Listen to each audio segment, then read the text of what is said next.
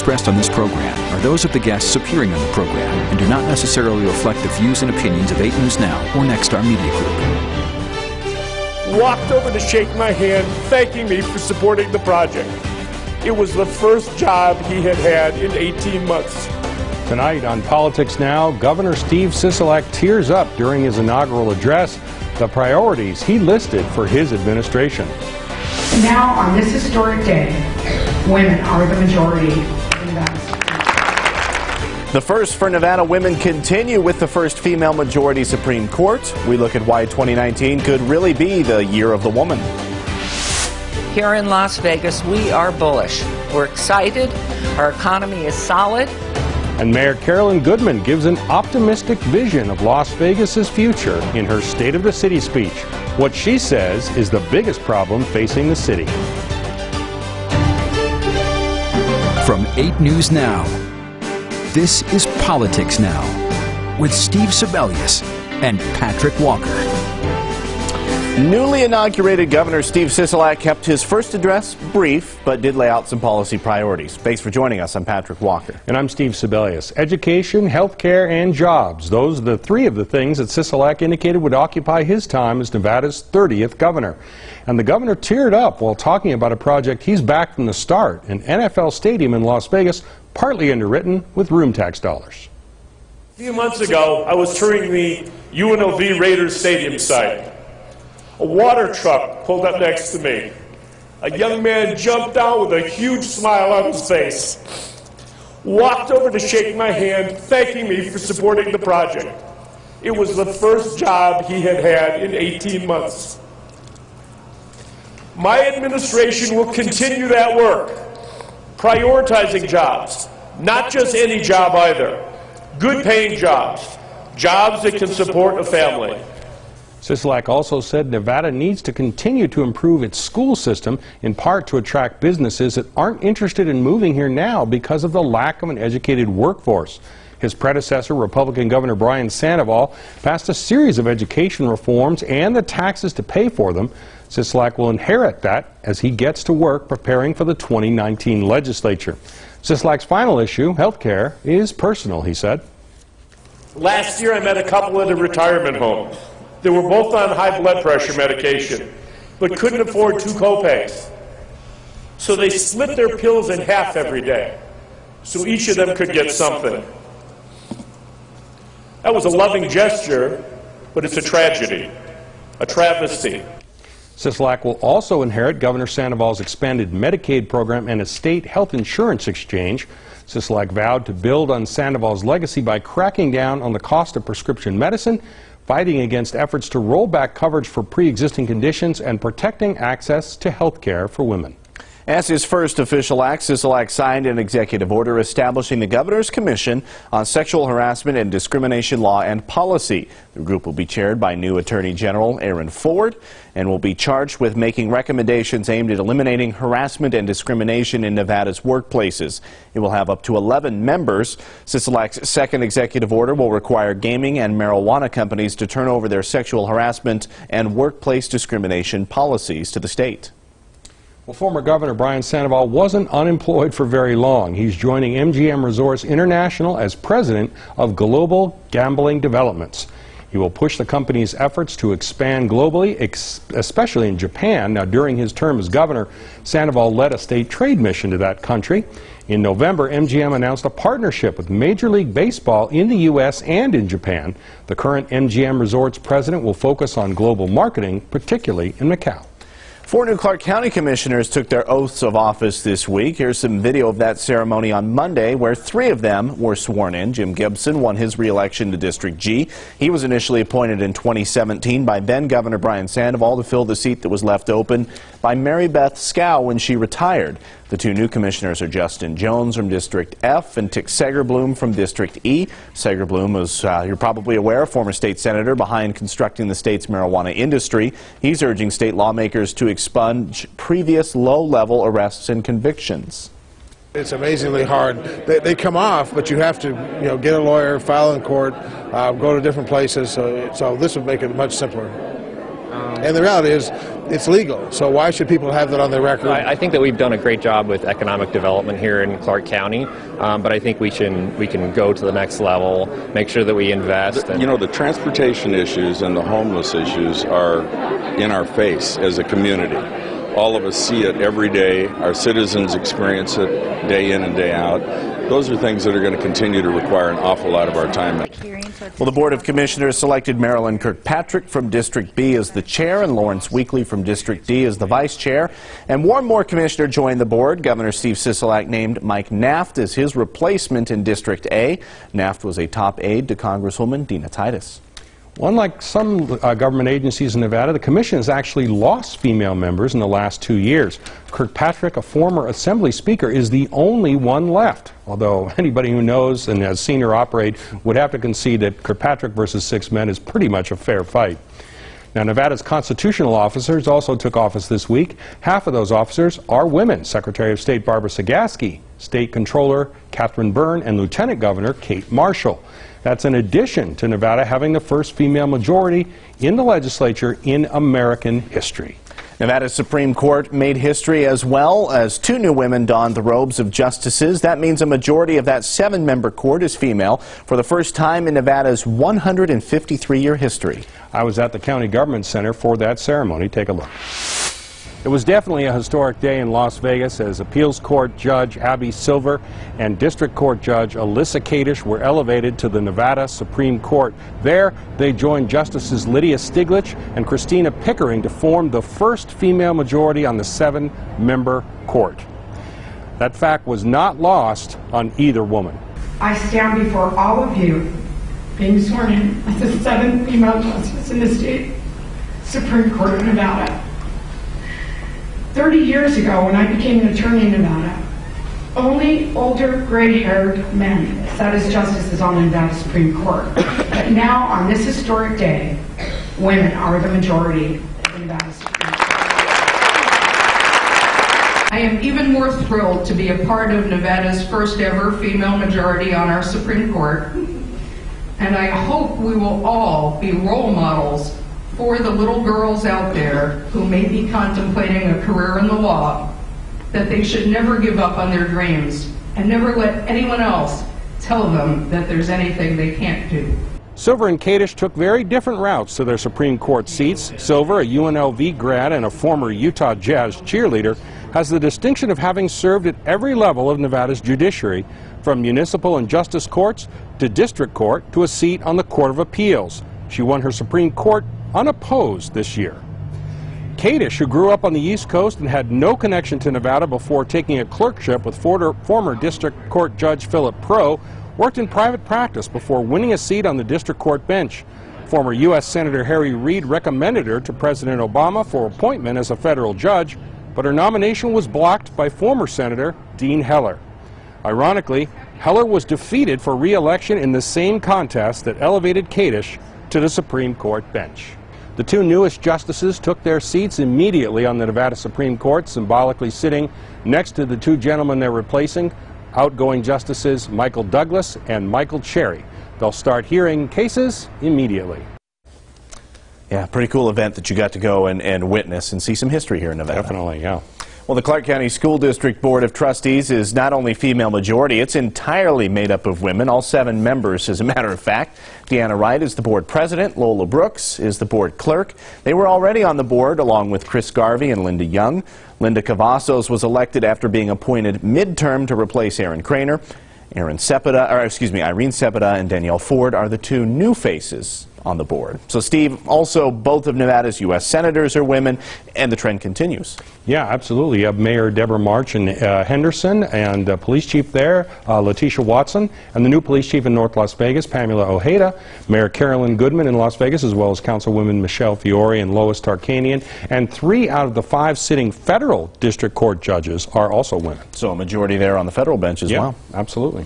Well, sweeping gun legislation in Congress. Gun violence should not be tolerated wherever it occurs. Nevada Congressman Stephen Horsford co-sponsors a universal background check bill and the task force he will be on to see if it passes. Plus, the next election is just a couple months away. The new name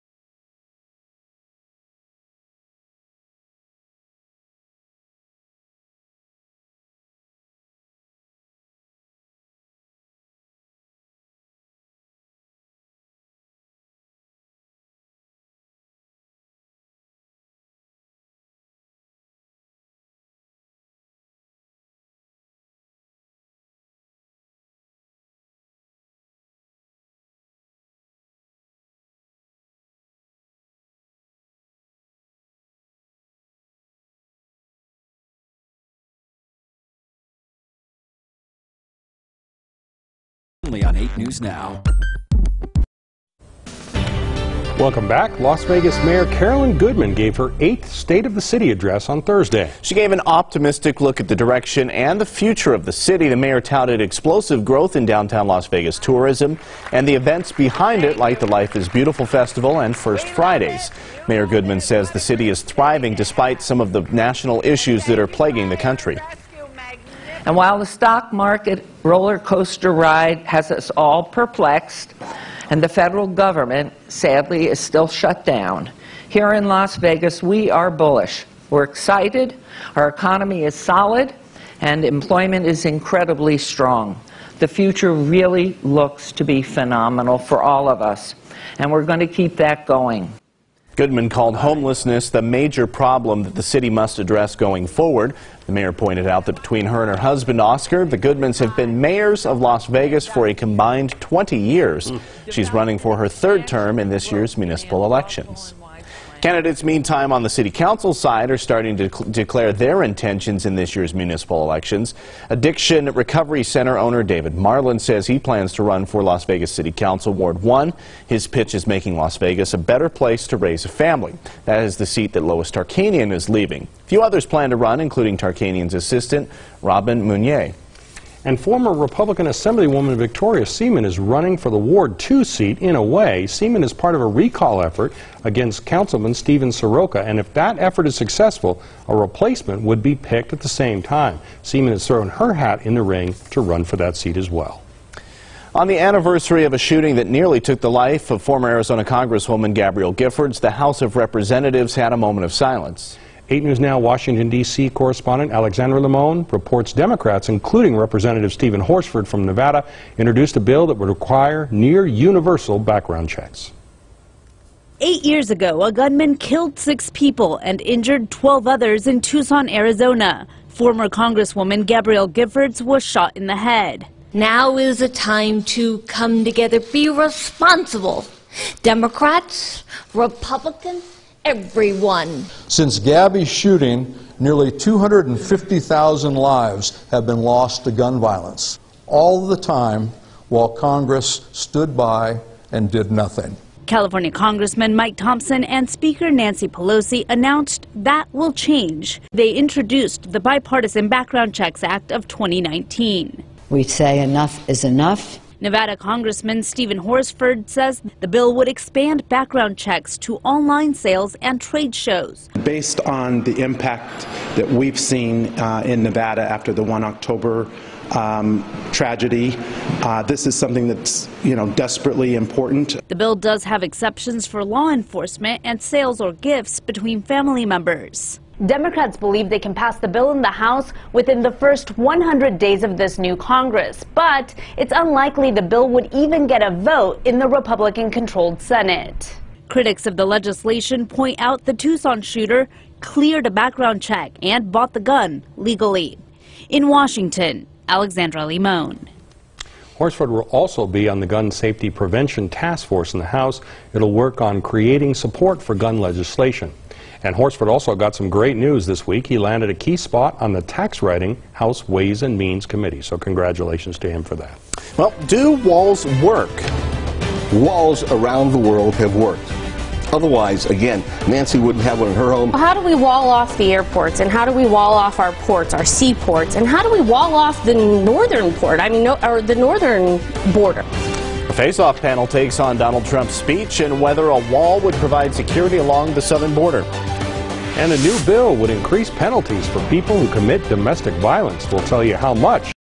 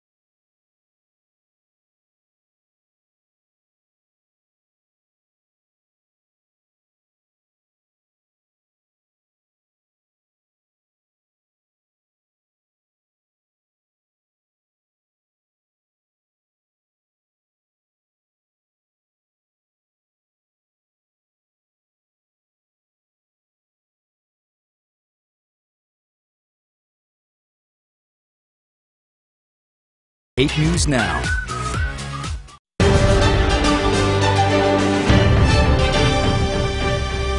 Well, President Donald Trump gave a primetime speech this week pitching his plan for a border wall. It was quickly rebuffed by Democrats. So, do walls work? And will we end up with one? Our face-off panel weighs in. Here's KXNT's Alan Stock from the right and Battle-Born Progress Executive Director Annette Magnus from the left. It's not going to happen. They're not going to fund a border wall. Congress is not going to fund that. And this is a manufactured crisis by Donald Trump. This is something that is his pet project for his base. And frankly, you know, there was reports this week he was stomping his feet and pounding his fists on the desk. He can stomp and pound all he wants. It's not going to happen. And so at the end of the day, he's putting federal workers at risk. They're not getting their paychecks. Now we're talking about food stamps not getting divvied up. We're talking about national parks being ruined. There's so much at stake here. If the president initiates executive action and declares a national emergency, which he should and he will, something will get done. There'll be lawsuits that'll go on, but in the end, the president will win his point. The president has given in on every single solitary point to the Democrats, to Schumer and Pelosi, and they have accepted everything he said except for that one part of the so-called wall, fence, whatever you want to call it. There are reasons that he wants that up. Walls are effective, and as we've talked about in this show before, you're not going to have a wall from the Pacific Ocean to the Gulf of Mexico. That's not going to happen. But you need a wall in a lot of those areas, and you need other aspects, electronic surveillance, drones, border patrol agents, and whatever. They should be giving this to him. The reason they're not is because he's Donald Trump. They want to pit one group of people, Latinos, against black people, against white people. That's what they're trying to do with this policy. It's not a policy that's actually going to work. And again, it's a racist policy. Bottom line. When you do not have, when the liberals don't have an argument, they use the word racism, and so I would expect you and the libs to use that because you don't have an argument. Walls around the world have worked. Otherwise, again, Nancy wouldn't have one in her home, and the people who are rich in this community wouldn't have one in their home. So how do we wall off the airports, and how do we wall off our ports, our seaports, and how do we wall off the northern port? I mean, or the northern border. Nobody's talking about Canada. So why is it that it's only the southern border that you all are concerned about? Because the people coming in, they're Latinos. Because they're Latinos. That is what it is. Then why don't you want a northern wall? Because the majority of people who are coming in who are dangerous are coming from the south. And it's not Latinos, by the way. You're using that because you've got nothing else. But the people who are coming in from the south, the southern border, are people from around the world of all backgrounds. Oh, yeah. You look for yourself and say. But they're not coming into the northern border. It's just the southern border. They're not coming in, and the numbers they are there. Or the airports. And by the way, let me just be very clear. I am for reinforcing border security in the north and the waterways as well, the Atlantic and the Pacific. Very much. I want to make sure it is all secure. We can watch Alan and Annette debate those Sisolak executive orders we told you about earlier in the show, the recall attempt of Councilman Steve Sisolak in Las Vegas, and if robots will start replacing human jobs. That's all on our website at lasvegasnow.com. Look for political news under the News tab. Patrick? I think I'll be the first one that gets the robot replacing my job. This is Ian Carson City, where we take a look at some of the bills that you'll be seeing in the upcoming legislative session. A bill in the Senate. The state Senate would increase the statute of limitations for sex trafficking and completely remove it in some instances. Senate Bill 89 would move the time in which charges must be filed from 4 years to 20. That would match it up with the same time limit for sexual assault. And there would be no statute of limitations if it was committed along with a murder. Also, a bill in the Assembly would toughen penalties for domestic violence. A first offense right now can get 2 days to 6 months in jail and a $200 to $1,000 fine. That minimum would go up to $400, and they would have to serve the jail time even if it means that they would miss work. The minimum time for a second offense would go from a minimum of 10 days up to 30, and the minimum fine would go from $500 to $750. And a third offense goes from a Category C felony to a Category B and adds a minimum fine of $1,000. Well, Governor Steve Sisolak lays out his vision for Nevada. When and where you can watch his State of the State speech.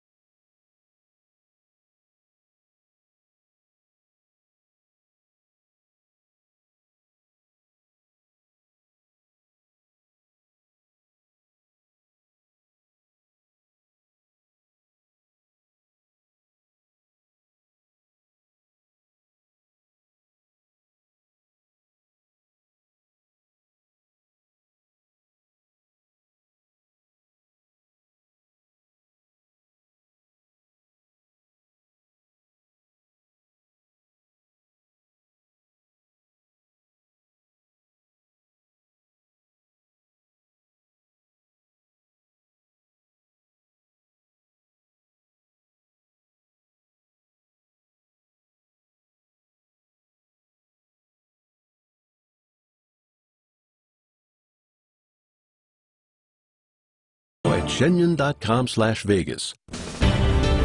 Well, back on Capitol Hill, it's safe to say it was not a good week if you hope to end the government shutdown. I asked our Washington, D.C. correspondent Alexandra Limon to break down where negotiations are at over the wall.